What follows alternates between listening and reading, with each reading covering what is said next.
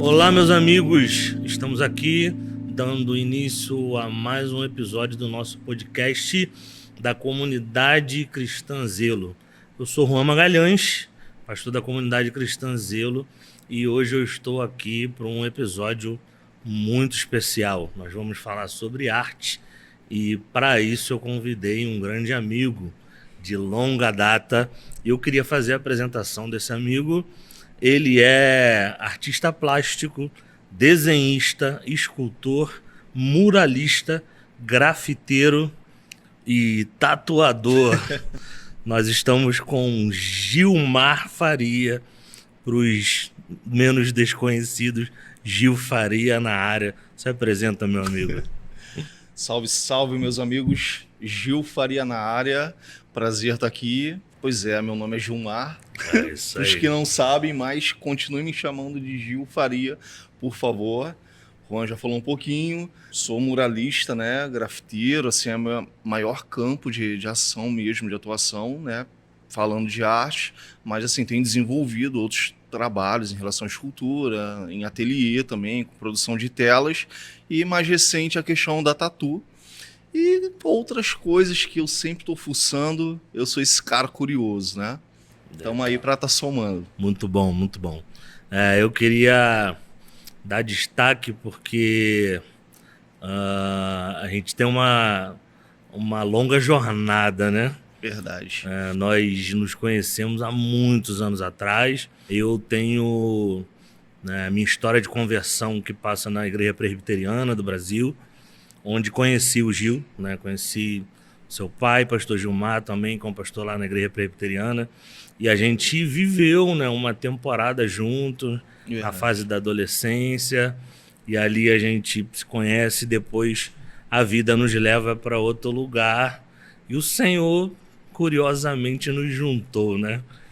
E estamos hoje servindo ao Senhor na mesma igreja, né, edificando algo juntos. E dentro dessa questão, né, da arte, a primeira coisa que eu queria saber de você, né, como essa questão da arte chega na sua vida. Quando você consegue se identificar, dando os primeiros passos, descobrindo, né, no tato. A arte tem isso, né? Ela está muito no olhar, na mão. Né? Qual é o primeiro caminho que você lembra, recorda, que você, gostei disso, tem uma afinidade? Vamos falar um pouquinho sobre. Eu lembro de algumas coisas da infância, eu acho que a memória não é tão, tão presente, ainda mais falando de quando eu era muito novo, né? Mas eu lembro desde muito pequeno, sempre, assim, de ser uma criança muito observadora, né? De sempre prestar atenção nos detalhezinhos. Eu acho que minha mãe também me conduziu muito a isso, sabe? Minha mãe é uma pessoa apaixonada pela vida, né? E ela sempre me mostrou essa beleza, né? Na criação, nas coisas simples, nos detalhezinhos. Então, eu sempre me vi voltado para isso. Eu acho que, claro, tem esse aspecto de uma influência dela, mas eu acredito também que isso tem a ver com uma natureza minha mesmo, né? Algo que o Senhor já me deu. Cara, eu lembro que, assim, fui me desenvolvendo. Acho que eu comecei a perceber um pouquinho disso, né? Na fase, acho que de escola, quando eu tinha que fazer algum trabalho, que precisava fazer uma capa. Quem não pegou essa época aí? Eu era o cara que fazia as capas dos trabalhos, e que tinha que fazer alguma ilustração. Eu fazia as ilustrações. E aí, cara, eu acho que isso foi aflorando. Aí eu comecei a desenhar, né, com lápis mesmo. Mas, assim, eu lembro que na minha adolescência, eu já nem era tão novo assim, eu tinha 16 anos, eu já desenhava e já estava testando algumas coisas com tinta, pintava algumas coisas já. Mas, assim, tudo muito simples, muito basicão. Eu já tinha feito alguns cursos de desenho, tinha tentado, na verdade, né? Porque eu sempre tive dificuldade de ingressar e tal, e até o final. Mas eu lembro que eu tinha começado até um curso na Fábrica da Esperança, na época da Vinge, né? Acari. Meu Deus, em Acari. Nossa, veio agora isso aqui, cara. Muito bom. Eu fiz algumas aulas ali de desenho. Eu lembro que eu cheguei a fazer umas aulas de desenho, acho que umas 5 aulas também, lá em São João mesmo. pela Secretaria de Cultura, mas, cara, eu lembro que nos meus 16 anos, cara, eu conheci um amigo na escola que o cara era envolvido com hip hop, o cara andava de skate, né? E eu já era meio fissurado, assim, já tinha um olhar para esse lado mais underground e tal. Isso me atraía. E aí, cara, na hora que ele veio falar de grafite, pô, acendeu, sabe, uma parada em mim e eu fiquei vidrado, fiquei muito fissurado na época. Na época e até hoje isso não cessou, né? Mas, assim, cara, eu considero o marco aí, sabe? Quando eu comecei a grafitar. Até então eu fazia uma coisinha ou outra. Eu acho que também se não fosse o grafite, é claro, cara, que o Senhor faz caminho, mas assim, eu não consigo olhar para trás e perceber assim, cara, eu acho que eu teria continuado no mesmo pé que eu estava, sabe? Entendi. Acho que então assim, foi o marco que Grafite realmente foi a porta de entrada. que me jogou para esse lance de pintura, de artes plásticas, foi onde me projetou, porque aí eu comecei a pintar, né? Assim que eu descobri o que era, cara, eu não tinha internet ainda como tem hoje, mas assim, tinha algumas revistas na época, a pintura de rua estava começando a ser fomentada aqui no Rio mesmo, né? Aqui no Rio começou mais pro lado de Niterói, tem uns caras cascudos aí, que é o Fábio Ema, Marcelo Eco, né, Airá, Mente, os caras da Zona Oeste começaram a pintar, já tinha uma galera de São Paulo que fazia esse tipo de trabalho, e aí eu entrei aí, sabe, nesse mesmo período. Imagino que ter acesso a qualquer material informativo e até educativo da área era quase zero, né? Zero, escasso demais. Mas ainda, eu não sei se tinha, se tivesse, você fala, porque eu lembro que essa fase, né, é a fase que tudo tava na banca de jornal. Isso, né? Isso aí. Tinha uma revista, né, cara, voltada pro hip hop, que era Rap Brasil. E aí a Rap Brasil, né, com parceria com um grafiteiro de São Paulo, que é o Binho Ribeiro, pioneiro no Brasil, né, um dos pioneiros, na verdade. Mas assim, ele montou uma revista, tal. Eu sei que ele era o responsável, que era a revista Grafite, né, e cara, foi muito legal, porque a gente começou a conhecer uma parada que até então ninguém sabia, e foram surgindo os pintores, já existia uma galera que assim, até então eu desconhecia, e quase todo mundo naquela época. A revista, ela vem, além de trazer o editorial, o conteúdo, ela traz os nomes de quem estava produzindo isso. Isso, e cara, é incrível. Um cara, né, até citar aqui o Cobra, que hoje é referência como o muralista, né, brasileiro e tal, um cara super conceituado, super respeitado. Mas eu lembro, cara, de algumas edições, o Cobra fazendo alguns trabalhos abstratos, ele fazia alguns trabalhos de retratação da antiga São Paulo, em preto e branco. Sempre foi um cara que trabalhou muito com aerografia, mas eu lembro, assim, de trampos dele no início também, sabe? E isso foi fantástico, cara. Assim, eu colecionei, eu tive todas as edições. Hoje eu só tenho algumas, né? Mas foi um momento muito importante para a cena, né? Foi um marco, cara. E assim, hoje em dia a parada tomou uma proporção absurda, né? Tem internet, muita gente pinta, pô, celular, cara. Qualquer coisa que tu tenha curiosidade, tu vem aqui, tu descobre, tu acha. Então assim, se tornou muito fácil, muito acessível hoje, né, cara? Legal. Como você sai?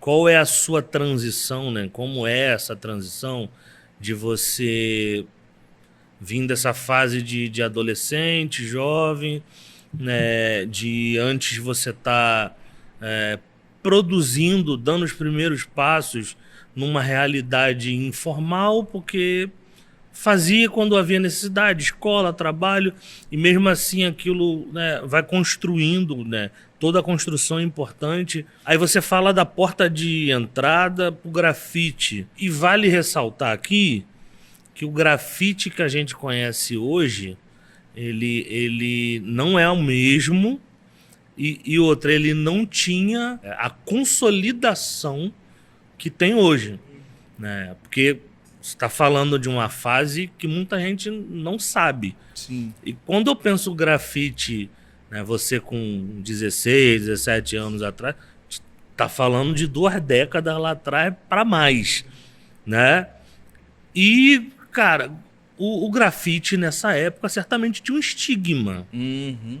né? E aí você, filho de pastor, Meu Deus. cristão, né, abre essa porta pro grafite. Como é essa transição para você, sendo que essa é a porta principal para te tornar quem você é hoje, né? Aham. Ela te introduz no profissionalismo, né? Sim. Então, como é essa transição de sair algo de um cenário muito comum e o grafite te abre esse mundo de opções, de possibilidades artísticas, mas como foi entrar nessa coisa de um cenário meio sombrio, Aham. estigmatizado, é uma coisa do vagabundo, o cara Aham. que tá. Ele não tá construindo, pelo contrário, ele é o cara que traz poluição na paisagem urbana.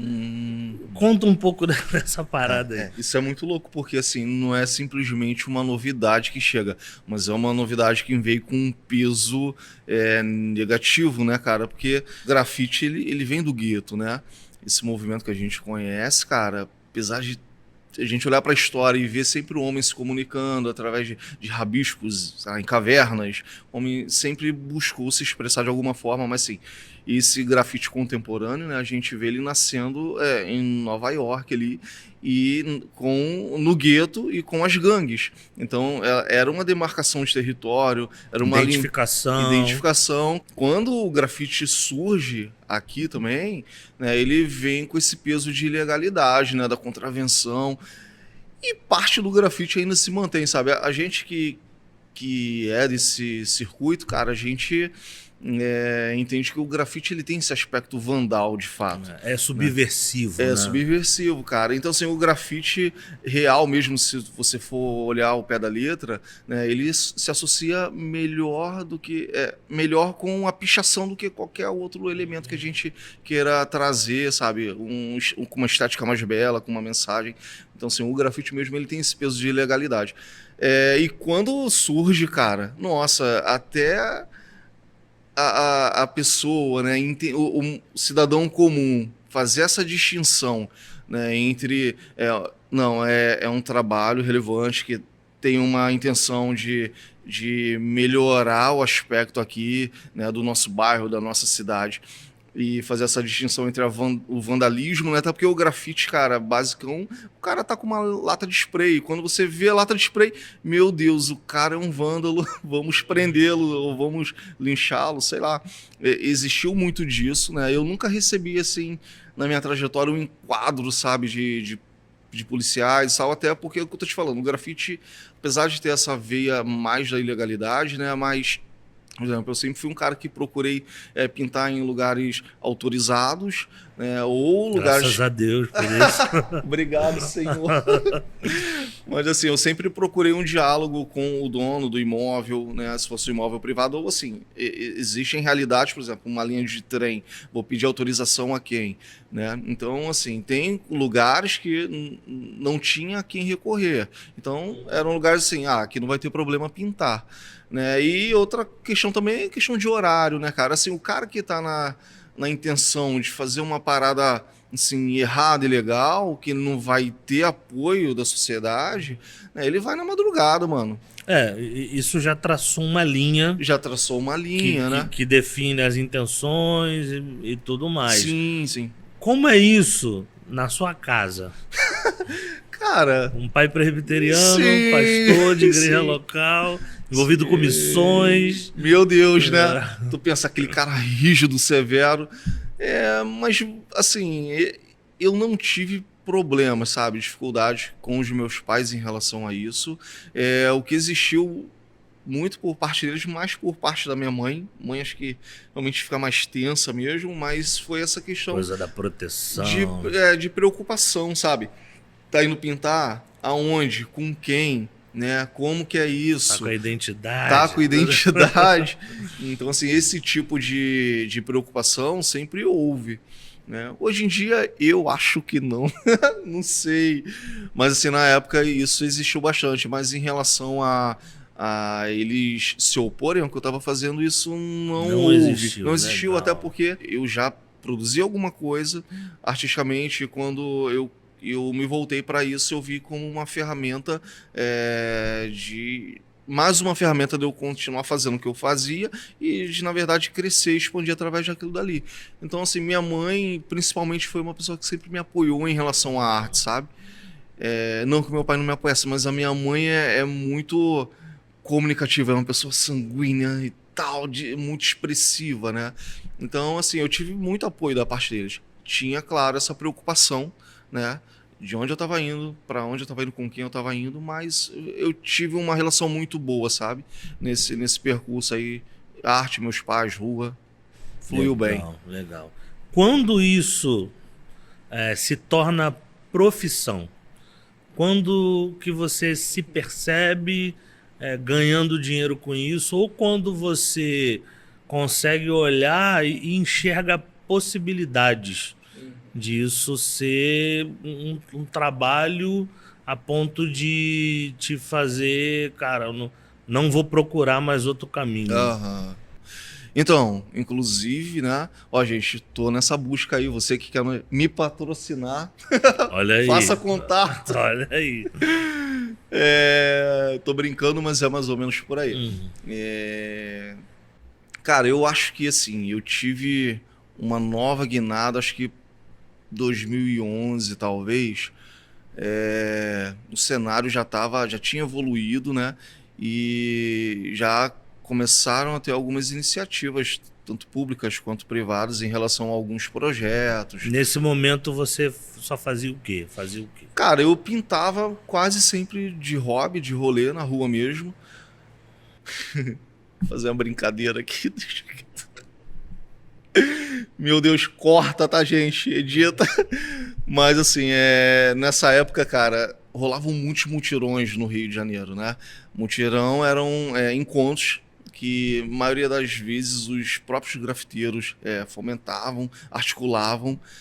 Isso ainda existe. Para produzir material. Sim, mas quase sempre, cara, esses eventos, né, eram organizados da seguinte maneira: venham, a gente vai pintar na comunidade tal, e aí a gente levava o material, a gente arcava com tudo, a gente ia. Vai ter o lugar e se vira, né? Sim. Então, assim, eu comecei a participar muito desses eventos, que eram os mutirões de grafite, né? Depois, cara, isso foi crescendo de um jeito e o Brasil todo começou a fazer muitos eventos. A gente tem, cara, o maior evento das Américas, que acontece aqui na Vila Operária, Duque de Caxias. Pô, loucura, irmão. Loucura, papo de mais de 1000 grafiteiros já teve. Gente do mundo todo. Muita gente desconhece isso, né? Mas essa arte de rua ainda é muito estigmatizada, né? Sim, no Brasil. sim. Assim, a gente teve uma evolução nisso tudo, mas ainda continua sendo arte muito periférica, né, cara? E assim, eu sempre participei muito desses eventos, mas chegou uma hora que aí você vai... O grafite ele foi ganhando um espaço, né, na sociedade, cara. Então, as pessoas foram gostando, foram se atraindo por aquilo dali e começou a também se tornar uma linguagem comercial. Então, né, a partir disso, cara, do que eu pintava como hobby, de rolê com os amigos, começaram a surgir pessoas interessadas no serviço. Então, assim, fazia um serviço aqui, fazia um serviço ali, né? E aí, quando surge... esses incentivos, 2011 isso começou a crescer bastante, né? Que aí a parada tomou um outro corpo, uma outra proporção, porque aí já eram eventos bem estruturados, né? Eu participei, acho que de 3 edições de um evento que rolou pela Supervia, aqui nos muros do metrô, que era um evento da Copa Grafite. Cheguei a participar. Cara, tanta coisa, eu não lembro. Meu Deus, mas aqui no metrô rolaram vários eventos. Depois até a Secretaria de Cultura do Rio criou, cara, uma secretaria dentro da secretaria para poder lidar com a questão da arte urbana. Então, assim, eu fiz vários trabalhos também, que era o Eixo Rio, Galeria Rio, fiz algumas exposições.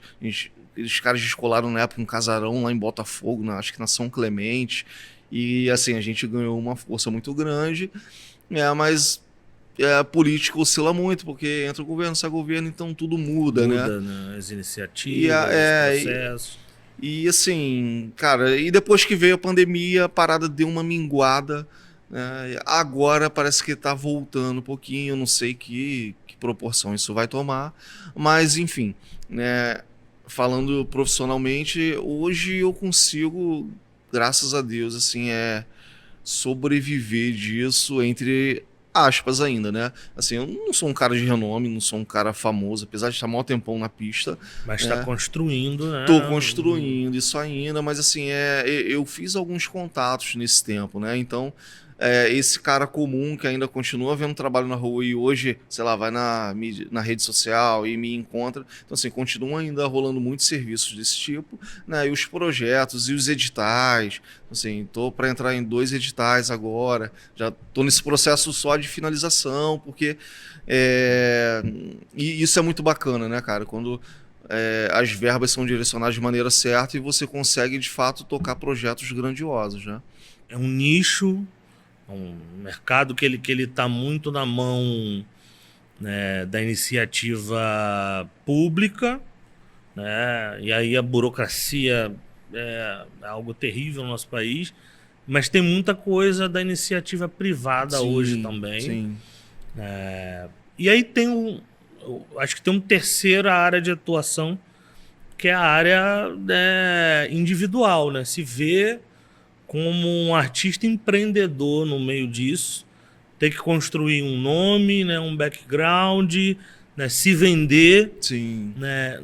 Não são todos os artistas que sabem fazer isso. Minoria. Né? Porque trabalhar com arte, produzir, pensar, o artista tá muito ligado a essa questão da inspiração, do coração. Né? Qual o tamanho desse desafio?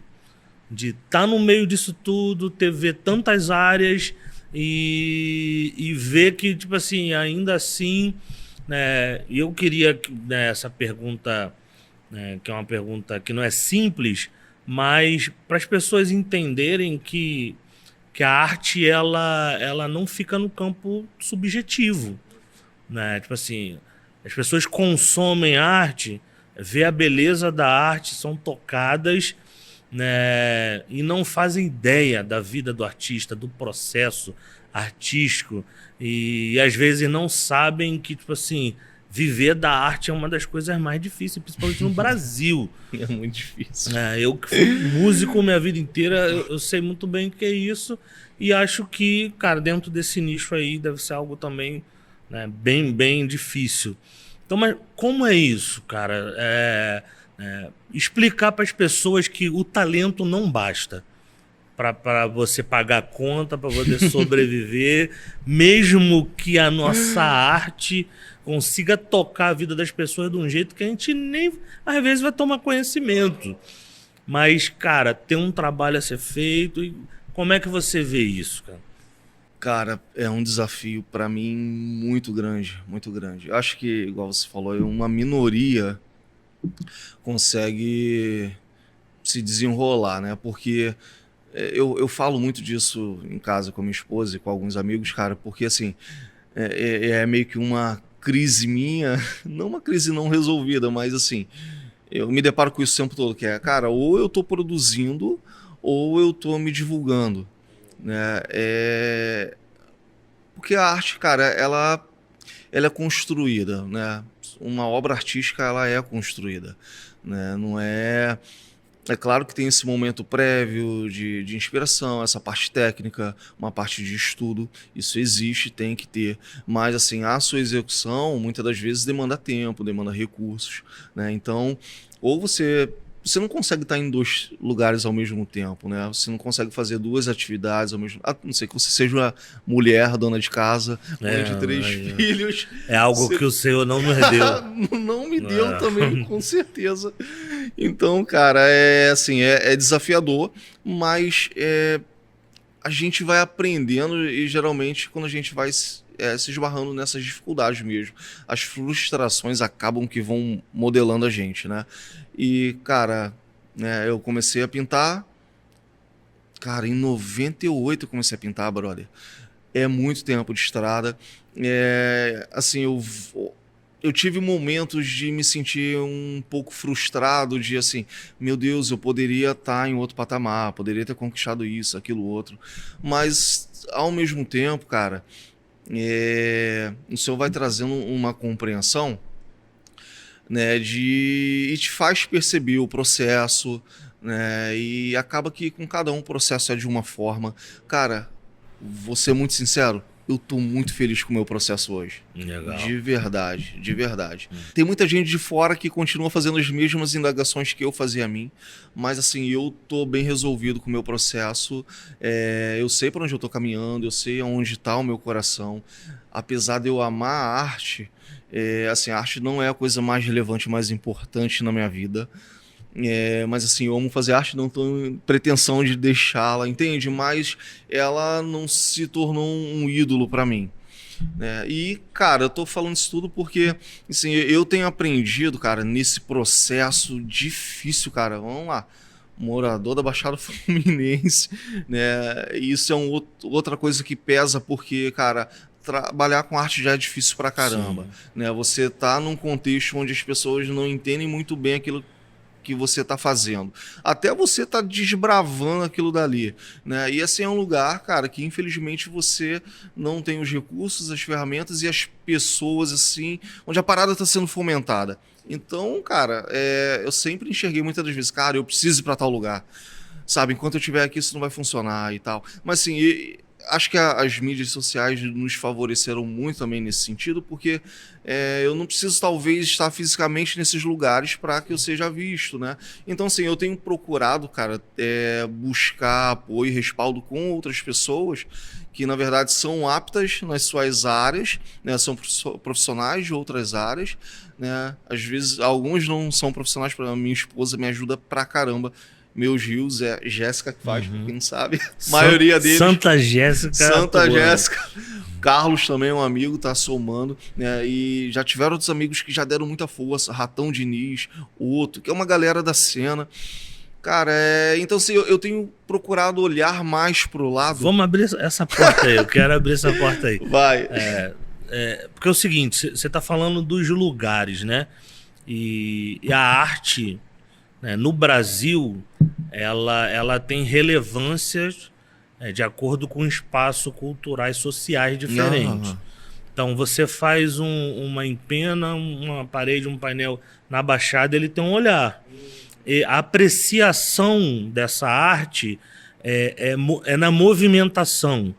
As pessoas passam de carro, que legal, que não sei. Se você coloca isso na Zona Sul, né, aquilo vira um mural de fato. As pessoas param, vão olhar, vão refletir, vão buscar interpretações naquilo.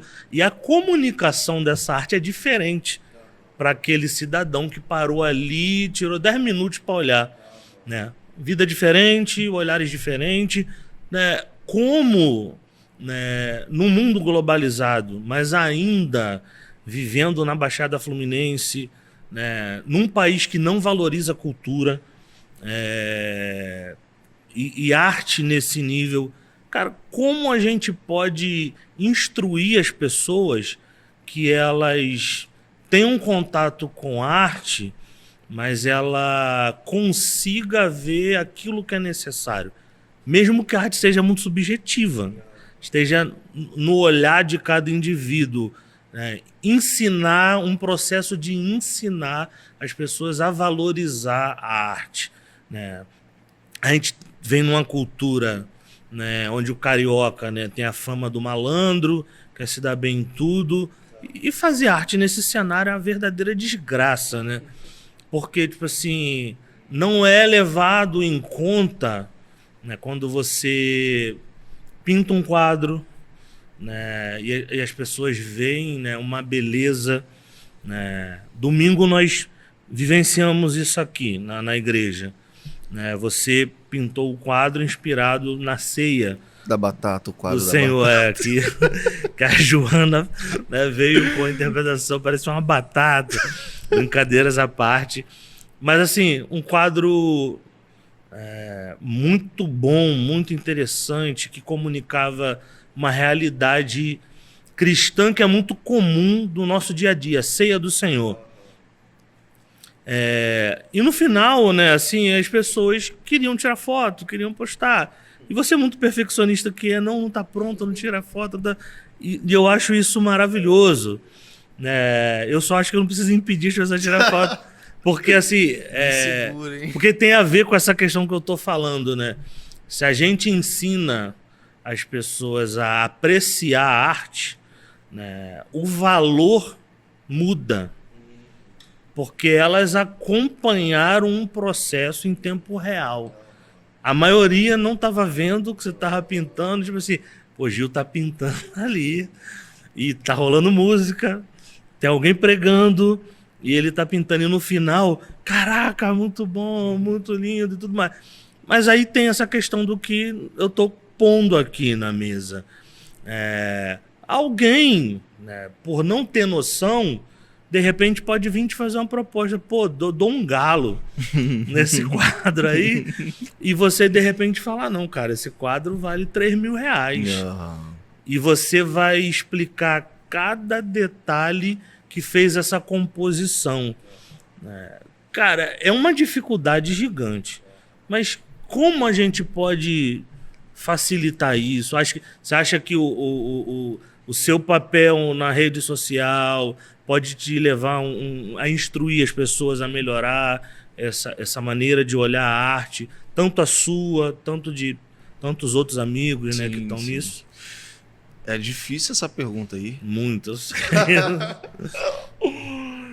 Ai, cara, eu penso que a arte, ela tem um poder natural de comunicar, né? Você deu o exemplo aí do culto, né?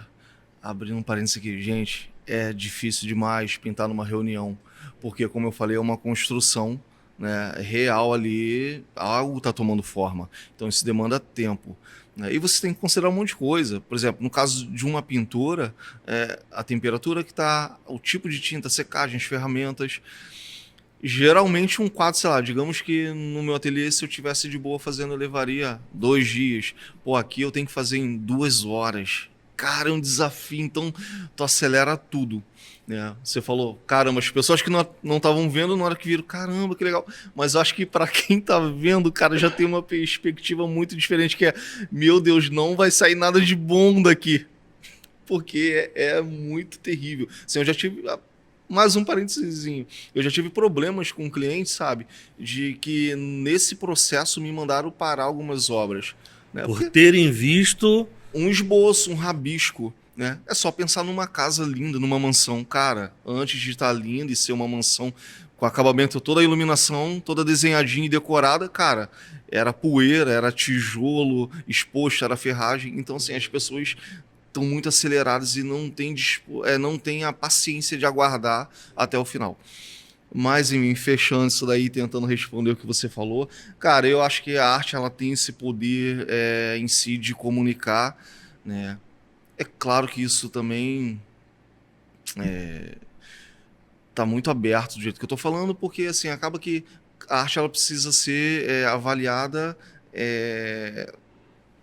Cada arte, ela precisa de uma avaliação, né? Não é tudo uma coisa só, não tá tudo dentro de um pacote só. Mas, assim, até mesmo considerando a arte de rua, cara, e você falou das empenas, cara, todo mundo que passa tem acesso, né, cara? A gente costuma falar que a gente está construindo galerias a céu aberto, né? E isso é uma verdade. E eu acho isso fantástico, cara.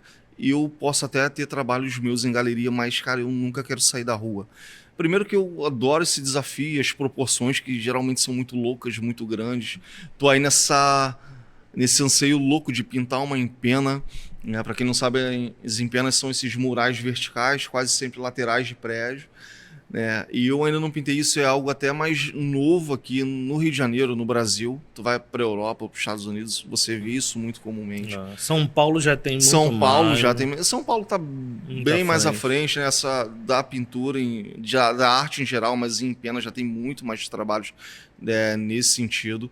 Mas, cara, eu penso, eu tô falando disso da arte comunicar por si só, porque é impressionante, cara, trazendo essa referência da rua mesmo, ou daqui da reunião, cara. Você tá fazendo alguma coisa que não é tão comum, tão corriqueiro, tão costumeiro. E quando você faz alguma coisa e se empenha e faz algo bem feito, cara, as pessoas automaticamente elas param para olhar, né?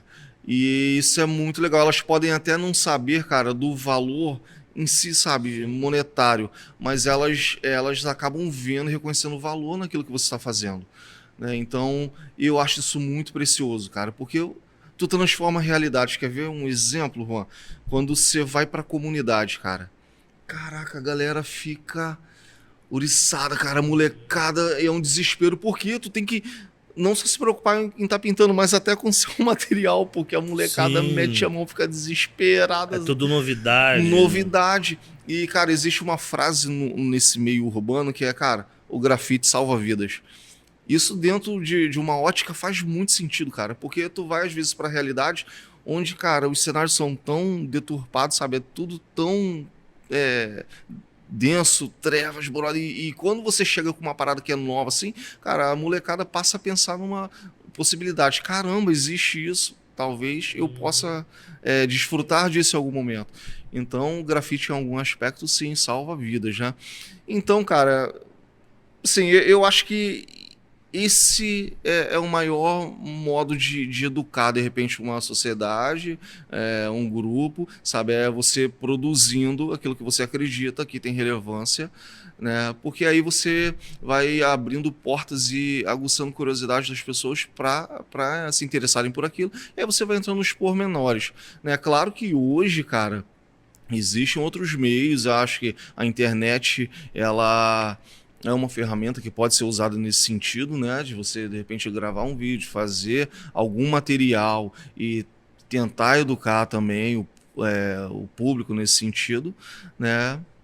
Cara, sei lá, na comunidade que a gente faz parte, mas assim, eu acho que a gente precisa estar realizando isso, não só falar, mas acho que o melhor jeito de atrair a atenção das pessoas e a valorização das pessoas é a gente pondo em prática, construindo murais e a partir daí falando a respeito. E a arte comunica muito, né? É, existe um hiato, um buraco artístico no meio evangélico, né? O meio evangélico só trabalha com música, arte, né? E as igrejas foram esvaziadas de símbolos, né? De beleza, né? Óbvio que isso acompanha tendências e tudo mais, tudo é muito clean, tudo precisa de mobilidade, mas se a gente retira a arte, a gente está diminuindo a comunicação. A gente revela menos, né? E quando eu vejo esse processo dentro da igreja, né, que para mim, né, você falou da experiência negativa do cliente que interrompeu o trabalho porque o cara não quer esperar chegar no fim. E o fantástico para mim é o processo. É ver a coisa que, tipo assim, cara, isso vai dar onde? Mas confiar que, cara, você, inspirado ali, vai chegar no ponto que precisa e na hora que você falar, eu acabei, e a gente vai poder contemplar e falar, cara, é isso aí. Né? E eu acho que, né, a sociedade que a gente vem se tornando, né, acelerada, imediatista demais, né, nos rouba essa paciência, a capacidade de contemplação, que tem tudo a ver com o nosso Deus. Sim. E aí eu queria entrar em outra porta aqui agora. Eu quero ler um texto aqui, em Êxodo 35:30, né? Moisés, ele recebe, né, a direção para construir a tenda, o tabernáculo, né, móvel do deserto. E no verso 30 até o 35 surge uma figura muito conhecida, né, que é Bezalel. Enfim, o nosso alvo aqui é o que está por detrás de Bezalel, que é o Espírito do Senhor. O texto vai dizer assim: depois dessas coisas, Moisés disse aos israelitas: o Senhor designou Bezalel, filho de Uri. Então, Deus, por conta própria, separou Bezalel, filho de Uri, filho de Ur, da tribo de Judá, e o encheu do Espírito de Deus, dando-lhe sabedoria, entendimento e habilidade em todo o ofício, para criar obras artísticas, para trabalhar em ouro, prata, bronze, para lavrar pedras de engaste e fazer entalhe de madeira, enfim, para trabalhar em toda arte, toda obra de arte. Também deu a ele e a Elioabe, filho de Aizameque, da tribo de Dan, capacidade de ensinar aos outros, encheu-os de sabedoria para realizarem todo ofício de gravador, de desenhista, de bordador, em tecido azul, púrpura, carmesim, linho fino, tecelão, enfim, para criar coisas, realizar toda obra artística. Então, existe um texto bíblico que está nos afirmando que Deus soprou o Espírito sobre um homem e deu toda essa capacidade. Qual a sua relação com isso? Eu lembro de quando a gente retoma, né, o nosso contato, né, e aí, cara, é outro Gil e é outro Juan para você, né, e aí a gente, cara, começa a se falar muito. E aí eu lembro que eu te fiz umas indagações a respeito disso, né? E assim, qual é a sua visão? Né? Porque você vem de um ponto para mim que é muito interessante, que é a arte, ela tem uma capacidade natural de revelar. E pegando esse gancho, o Espírito de Deus está sobre homens para fazer isso, né? Então Deus está dando graça a homens para revelar coisas, né? Você é um desses caras, né? Cara, como você vê isso, né? E como isso é na sua mente?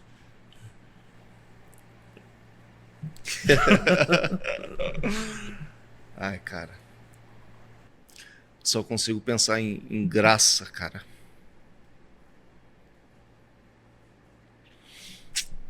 Deus é bom, mano. Deus é bom. É maravilhoso, né, cara? Ver a vida a partir dessa ótica de que Deus existe, né? E de que eu sou dele, e de que ele é o criador e o sustentador de todas as coisas. Cara, Deus é tão incrível, porque assim, você, por mais que eu conheça, cara, Deus é surpreendente ao ponto de a cada segundo você se maravilhar com ele. Isso me choca demais em Deus. E quando você começa a cavar o coração de Deus, né, cara, de querer agradá-lo, de viver para ele de fato, não só por declarações, mas, cara, de fato, todo dia você, de maneira consciente e intencional, né, você se volta para o Senhor. É maravilhoso como o Senhor se mostra, se revela, e é incrível como que a gente vai amadurecendo e ajustando os nossos pensamentos ao dele, né, cara? Cara, eu tenho certeza que, assim, que tudo que eu faço é por bondade dele, né?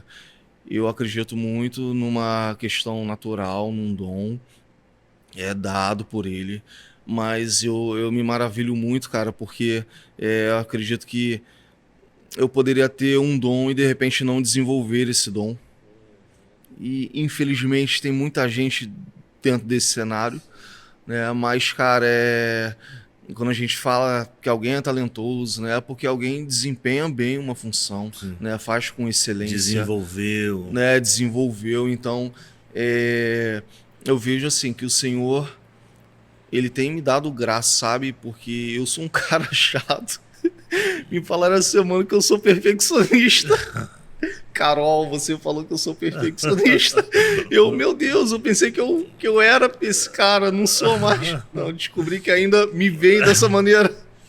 Não, eu acho ótimo. Ai, que bom. Eu não acho isso um estigma ruim, não, porque, cara, a gente está falando de arte, sim, beleza, sim, né? E beleza requer perfeição. Sim, sim. E quando a gente traz para esse lugar que a gente trouxe agora, que é, cara, pintar a partir de uma ótica que com uma pessoa comum como eu não vê, né? Que Deus me deu outra graça, mas deu uma graça para você de ter nos seus olhos algo que ele tem, mano. Ó, isso para mim que é sinistro. Pra mim também.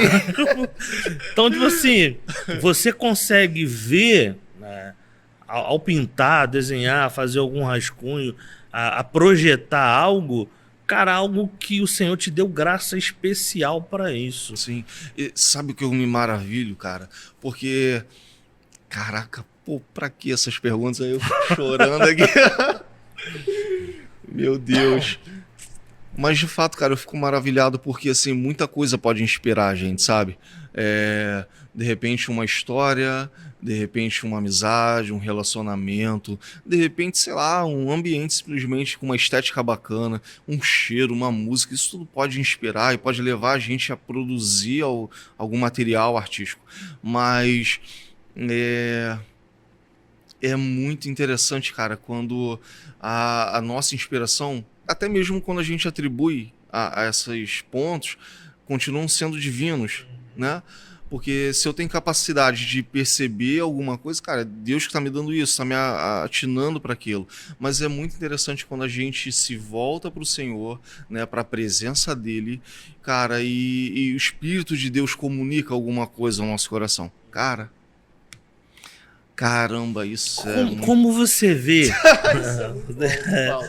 Como você vê, por exemplo, eu acredito que você tenha uma leitura devocional comum né, do seu dia a dia, mas como é buscar inspiração em Deus na Bíblia? Qual é o seu olhar nisso? E assim, minha pergunta é porque assim, eu sou um cara que imagino muito, cada música e tudo mais, né, tentando relacionar sempre essa coisa da profecia com a música.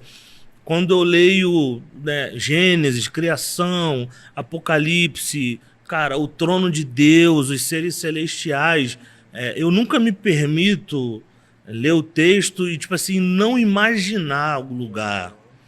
Então, como é isso pra você, cara? Cara, então, eu sou que nem tu nesse aspecto. Não tem nada de místico, de mirabolante, assim. Eu também leio, ouço alguma coisa e é natural, né? Você pensar, imaginar, desenhar, dar formas àquilo que você está ouvindo. Mas, assim, em relação à inspiração, né?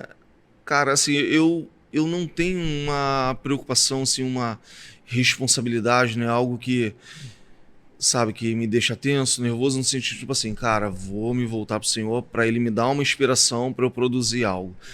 Acho que o passo é o contrário disso, sabe?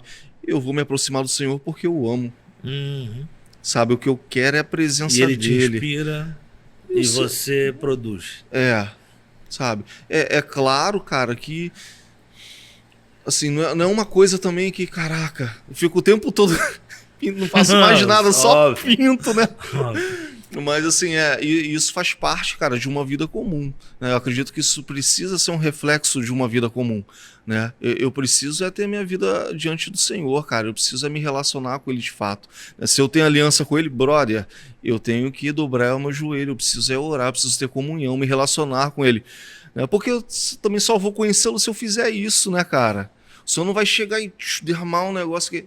Poderia, mas, cara, o Senhor escolheu o processo. Cara, tira um tempo, ora, acalma o teu coração, né? Me ouve e a partir disso... O fato de Deus ter te dado talento específico para isso, ele não faz com que esse processo ele seja especial no ponto de vista místico. Sim. Cara, as pessoas devem imaginar isso, né? Com certeza. Cara, deve acordar assim, pô, tô inspirado, vamos lá. E Por você favor, tá vivendo a sua vida papel. comum diante do seu Deus, com as Sim, suas dificuldades, sim. seus dilemas. E em meio a isso, ele tá inspirando você, Sim. comunicando coisas. E isso é muito interessante, cara, de verdade, porque, cara, existe essa parte técnica de fato. Então, por exemplo, chegar, eu desenho aqui uma casinha, vou desenhar uma árvore agora, um balão. Isso flui, isso acontece, né? E também outra coisa que eu preciso falar, cara, eu não tenho problemas, né?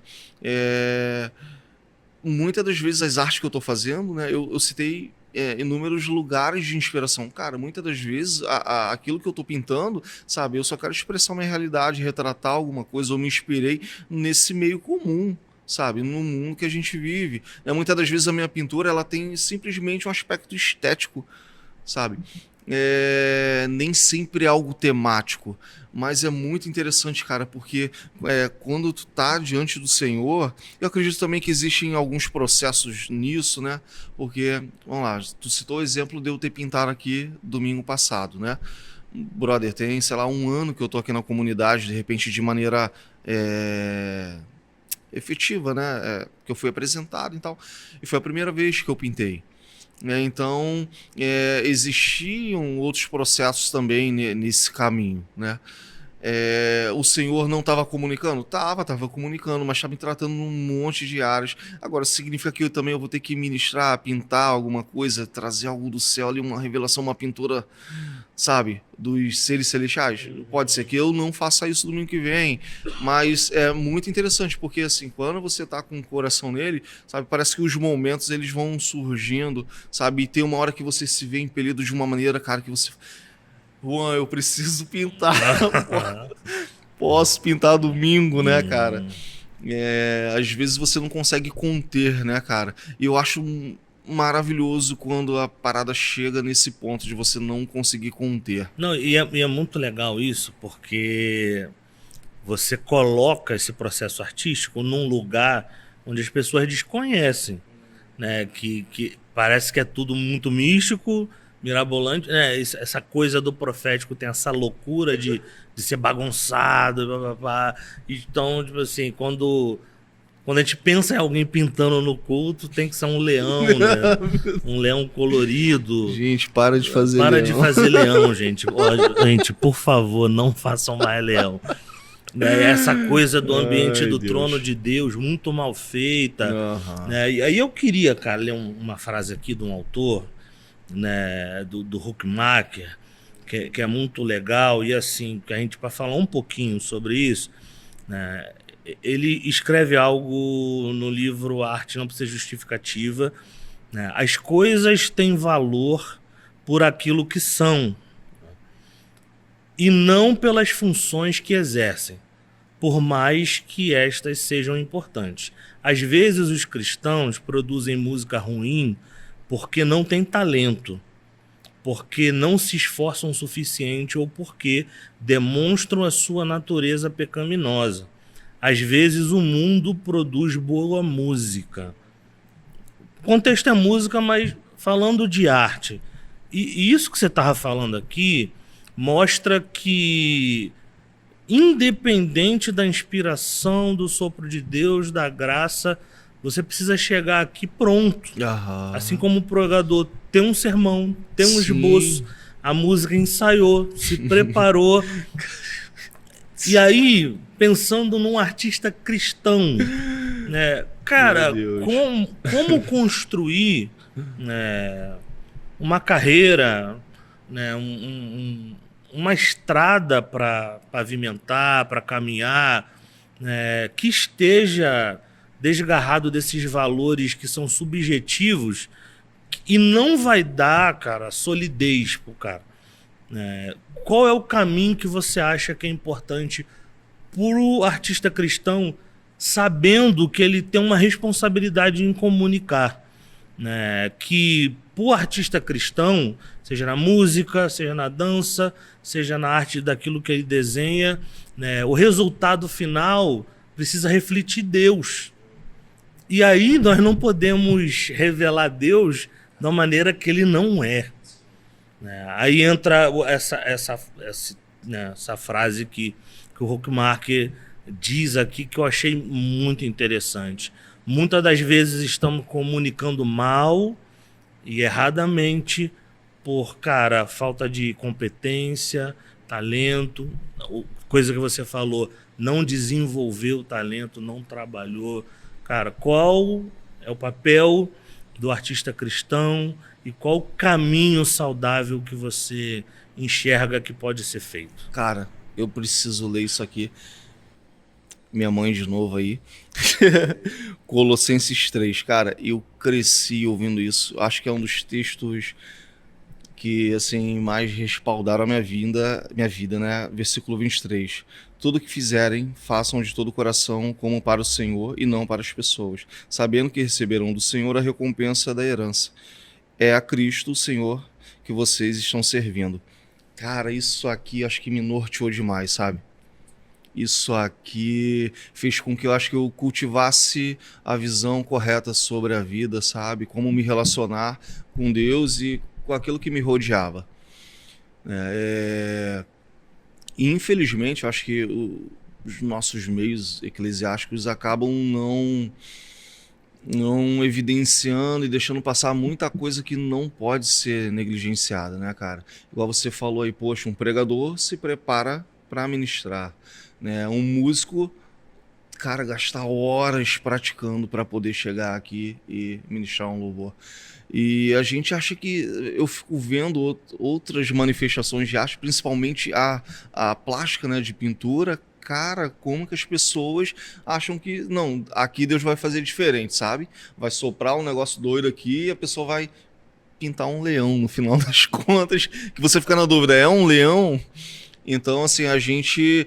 Acho que falta um critério intelectual nosso, cara, para poder fazer essa avaliação, né? De que, pô, o que eu tô fazendo é bom, tem qualidade, né? Se fosse uma outra pessoa fazendo, será que eu daria prestígio, daria valor, né? E outra coisa, cara, eu tô fazendo para quem? Né? E aí eu acho que fica muito sério, cara. Fica muito sério, porque se eu entendo que a vida é dom de Deus e tudo que eu faço é para a glória dele, meu amigo, sabe, tudo, peso é outro. cara, tudo é tudo, né? Então, independente do que a gente desenvolve no decorrer da vida, cara, é para a glória de Deus. Eu penso que em relação à pintura não é diferente, né? Eu acho que muitas das vezes, cara, a gente fica tentando pular as etapas. Às vezes, cara, pode até ser que a gente desenvolva algum dom, sabe, e consiga um bom êxito lá na frente, mas o problema é que a gente é muito imediatista e, cara, quando a gente espiritualiza o negócio, mas uma espiritualização doentia, porque não tem Bíblia nisso daí, né? Outra dica importante, leiam a Bíblia. Por favor, gente, não façam do jeito de vocês, façam conforme a Bíblia orienta. Então, eu tenho referência de como fazer, cara. Sabe, eu preciso ser zeloso de como eu conduzo a minha vida. E minha vida, cara, é tudo, sabe? Se eu resolvo pintar, cara, eu preciso estudar sobre isso, sabe? E hoje a gente falou tanto de internet aqui, cara, das mídias. Pô, tu vai pro YouTube, cara, centenas, milhares de vídeos, cara, falando sobre o assunto.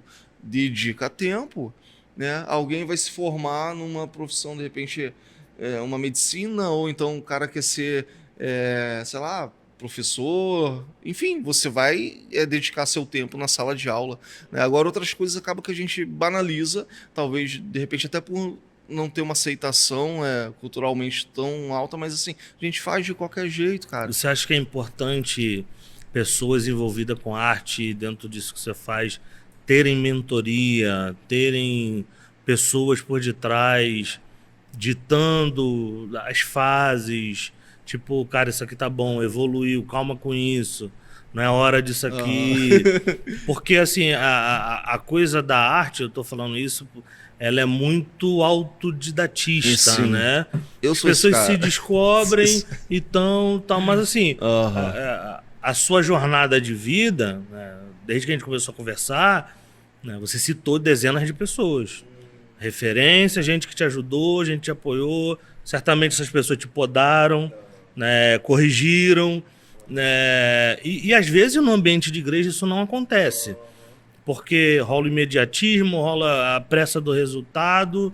E o lugar em si não fomenta a arte da maneira correta, a coisa vai ficar no pior âmbito possível. Sim, e tem a desculpa ainda de que não, é para Deus, ele recebe. E na verdade o peso tá aí. O peso tá aí. O que tá acontecendo? Me cara, ajuda. A mentoria, nossa, cara, tá louco. Eu acho que a mentoria, ela faz você avançar anos, sei lá, em dias. Entende? Porque ela vai te levar pelo caminho que você deve seguir, né? Porque, por exemplo, você falou do autodidatismo, eu falei, eu sou esse cara, assim, eu aprendi as paradas, quase tudo nos meus experimentos, eu fui testando, imaginava uma coisa, tentava. Cara, o que deu certo, quase tudo não deu certo, sabe? Assim, gastei tempo, gastei recursos. Então, quando você tem alguém para te orientar, sabe, é fantástico. Mas isso não te livrou de ter conhecimento técnico, de ir atrás da técnica, Não, com de... certeza. Não, as coisas precisam caminhar juntas, já. Até porque, assim, o que o cara vai fazer é te orientar, mas assim, ele pode só te orientar, mas se você não põe em prática, você não vai desenvolver. Então, você precisa exercitar, né? Tem esse lado prático. Assim, cara, e tem um ponto, eu vou falar, me expor também aqui. Cara, artista, acho que tem umas paradas tão idiota, brother. Eu acho que eu me senti um pouco, sabe, aquele negócio de sentir, cara, não, eu descobri isso daqui sozinho. Eu carreguei muito disso e eu falo que bobão, cara. Perdi muito tempo com isso, cara. Por quê? Eu queria esse mérito, sabe? Descobrir sozinho, sabe? Eu inventei. Então acho que tem um pouco desse orgulho. A roda já foi feita, né? Tá ligado? E eu aqui achando que tô inventando um negócio e não tô, cara. E assim, de um tempo pra cá, eu comecei mesmo a mudar essa maneira de pensar, na verdade, né? Que faz com que você aplique isso na sua vida. Mudei bastante isso, cara, quando eu comecei a tatuar. Olha só que interessante, porque eu sempre vi nesse negócio, não, eu vou descobrir, eu vou desbravar. E, cara, eu me poupava de ver vídeos ou de ouvir algumas pessoas. É claro, que nem você falou, se tem um monte de gente. Muita gente foi como referência pra mim, continua sendo, mas assim, tinha algumas coisas eu me poupava porque eu falava, não, eu não posso assimilar nada de ninguém e eu vou inventar. Mas quando eu comecei a tatuar, né, isso já é mais recente, eu falei, cara, eu tava num momento apertado, não tinha nada de pintura pra fazer, eu tenho minhas contas pra pagar, tenho minha esposa, né, tem as coisas da casa, as contas, eu preciso me virar, vou começar a tatuar, eu já curti a tatu, e aí comecei a tatuar também muito por uma questão financeira, porque assim, cara, é muito mais estável, todo mundo quer tatuar, então assim, é um mercado que eu vou conseguir me manter. Mas eu falei, cara, eu não sou mais um garoto e tenho tempo pra perder. Aí eu, poxa, vou procurar meus mentores. Fui pra onde? Pro YouTube. Claro, tiveram alguns amigos que me ajudaram presencialmente, pessoalmente, né, de maneira ali cara a cara, mas, cara, eu comecei a ver muito vídeo no YouTube e, mano, eu acho que eu dei um salto muito grande. Não demorei tanto pra desenrolar a questão da tatu, porque, cara, eu me predispus a ouvir pessoas mais maduras, pessoas que já tinham trilhado um caminho e poderiam me ajudar. Eu acho que nós artistas, de maneira geral, o artista cristão, ele precisa ter a consciência de que, né, Deus nos deu um talento, né? Esse talento tem a ver com beleza, com estética, por isso ele vai aparecer. Não é um problema aparecer, só que no fim de tudo a gente precisa devolver a glória para ele.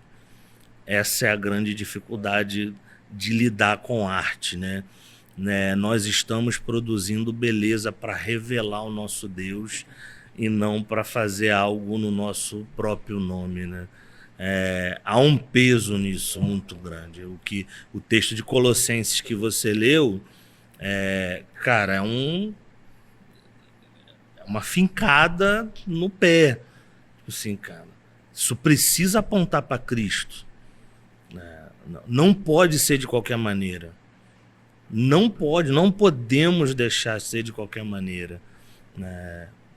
Óbvio, tem vários caminhos para se entender, várias etapas, mas no que diz respeito ao nosso Deus, vale todo esforço, toda excelência, todo investimento, né? E tudo que a gente puder fazer para gerar uma arte, né, que revele quem é nosso Deus na sua essência, né, e pessoas serem tocadas por isso, cara, nós vamos ter o êxito que precisamos e diante do Senhor, né, no grande dia de prestar conta de todos os talentos que recebemos, né, é ouvir dele que fizemos um bom papel, né, cara?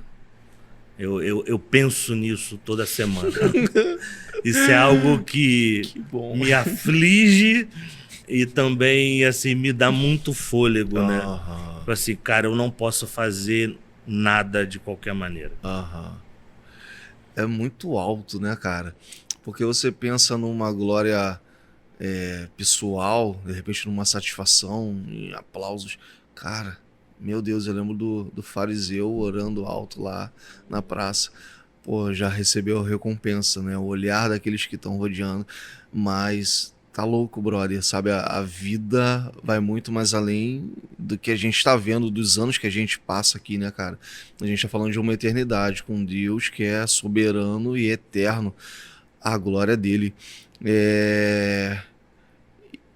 É muito profundo isso, cara. E isso também me instiga demais, sabe? Me instiga demais. Eu penso, cara, que essa parte de execução, até mesmo de estudo, essa parte de entrar naquilo que você... De preparo. Cara, isso tudo é legal, dá trabalho, é maravilhoso, tem um resultado sempre positivo quando você se aplica de verdade.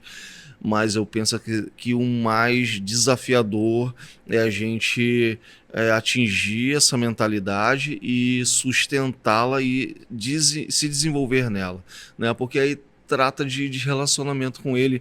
E, na verdade, a gente tem falado muito sobre aliança, né, cara? E a base da vida é a aliança, né? Tu olha, antes de todas as coisas existirem, cara, a Trindade já era perfeita em si, já existia, né, um elo ali relacional, cara. Isso é artístico demais. Isso é artístico demais, sabe? Então, cara, sabe, a arte, uma demonstração, seja lá do que for, sabe? Isso é só uma pontinha, isso é muito pequeno, sabe? Estar diante de Deus, que na verdade é o que vale. Isso é o que tem de mais precioso. Então, cara, é claro que eu preciso enfatizar as outras coisas, preciso, mas essas coisas nunca precisam tomar, não podem tomar o lugar, sabe, que o relacionamento com Deus tem. Então, assim, antes de fazer qualquer coisa, cara, sabe, amar o Senhor acima de todas as coisas, não é? Sabe? E aí, cara, a partir daí, vive, sabe? E o Senhor vai dar graça para que as coisas aconteçam, né? E do jeito dele, cara, porque isso é tão fascinante, cara, porque esse, na verdade, é o único lugar que a gente almeja estar, sabe? Eu posso, de repente, cara, negar Deus e viver uma vida independente, correr atrás dos meus sonhos, brother, que sabe, louco, né? Hoje mesmo pedirei, tá vendo que cara, sabe? Para onde vai tudo que eu dediquei, muitas das vezes negligenciei até mesmo família, amizades, né? Coisas que na verdade tem valor de fato, né, cara? Então, assim, o nosso ponto de partida é estar em Deus, sabe? E é tão maravilhoso porque se eu nego Deus e vivo a minha vida, cara, eu vou me frustrar e vou me arrebentar. Mas, cara, quando eu me volto pro Senhor e tenho o meu coração nele, cara, pode cair o mundo ao meu redor, pode vir a forte chuva, soprar os ventos, cara, e eu vou estar bem. O Senhor está comigo. Acho que relacionamento com Deus, cara, precisa ser a nossa base, como artista ou não, mas, sabe, o ser humano carece de estar diante do Senhor. Obrigado pela conversa. Foi muito Prazer, bom, cara. Prazer. Falar sobre a sua vida, a sua história, sobre arte, né? Você que é artista, siga o Gil na rede social, fala o seu Instagram, por favor. @_Gil Faria, sem S, minha gente. Por favor, @_Gil Faria. Siga o Gil, comente lá, manda mensagem para ele, troca ideia, né? Essa coisa da arte, né, precisa ser divulgada, precisa ser espalhada. E se você sentir, faça proposta pro Gil, aprenda com ele. Mas muito obrigado pelo conteúdo, por compartilhar sua história, seu coração. É certo que iremos falar de arte mais vezes, em outros contextos, pensando na igreja, pensando em cooperar com quem está envolvido com isso. Então, você que nos acompanhou aqui, Muito obrigado. Esse é mais um episódio do nosso podcast da Comunidade Cristã Zelo. Valeu, um abraço. Valeu, minha gente.